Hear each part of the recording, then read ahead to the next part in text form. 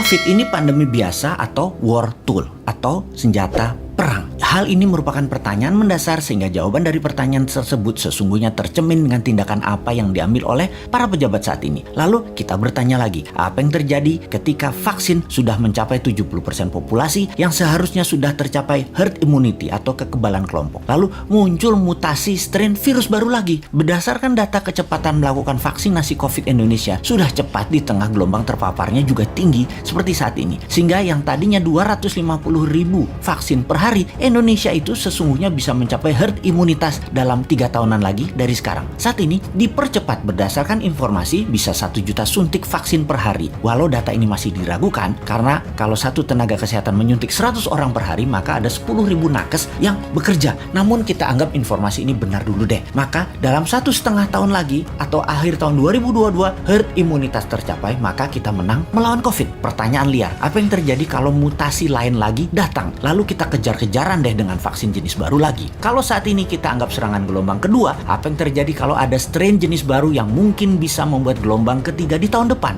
Melihat cara penanganan pemerintah atas COVID yang merupakan virus import dan PCR antigen juga produk import kebanyakan dan masker juga terbanyak barang import, bahkan disuruh 2 lapis lagi sekarang. Lalu vaksin juga produk import. Ini kita tidak boleh berlama-lama seperti ini. Apa nggak kita balik aja sebaiknya? Inilah masa di mana produk lokal, misalnya masker, harusnya merupakan 90% masker yang beredar di Indonesia saat ini adalah buatan lokal. Antigen tes lokalnya harus 100%. Vaksin lokal harus 50%. Atau obat peningkat imunitas yang lokal harus digenjot. Agar kalau virus mutan lagi, kita nggak terus bergantung impor yang akan membuat ekonomi negara digerogoti uang keluar atau flight capital. Sudah cara bernegaranya membatasi uang beredar menjadi tipis di tanah air, uang tadi ditarik keluar dengan berbagai kebutuhan impor dan tunai di tanah air harus hidup dengan pinjaman dolar asing dan yuan. Rupiah kok jadi nggak berdaulat ya? Pastinya karena kebijakannya terlalu impor. Walau bisa terlihat benar karena semuanya dalam keadaan darurat, tapi kalau bernegaranya daruratnya berkepanjangan seperti ini, sebenarnya bisa nggak masuk kategori salah kelola atau mismanagement bernegaranya. Lebaran tahun 2020 nih ya, kita nggak boleh mudik,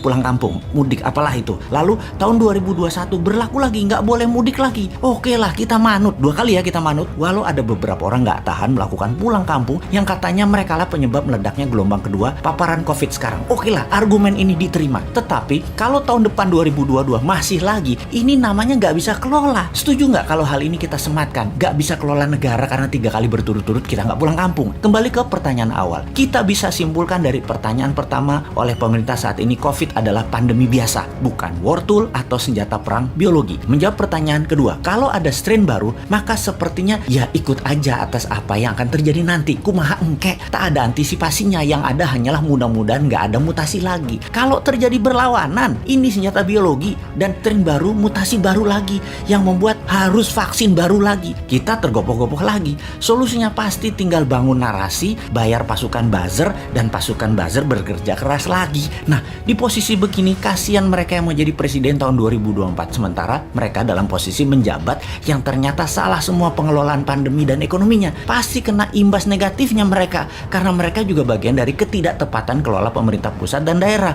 Karena yang digadang-gadang tahun 2024 kebanyakan pejabat incumbent. Di sini enaknya jadi yang bukan pejabat tetapi selalu memberikan solusi. Bahkan bukan hanya solusi, tapi saran yang dikerjakan walau dengan skala tanpa fasilitas. Bisa jadi kuda hitam nggak di tahun 2024 kira-kira dia itu. Tapi mudah-mudahan prediksi ini salah. Ekonomi membaik, COVID teratasi tahun ini. Amin. Cuman takut aja prediksi ini benar. Masa tinggal bosman tahun 2024? Ya nggak mungkin toh. Harusnya bisa 3 kali menjabat. Dukung!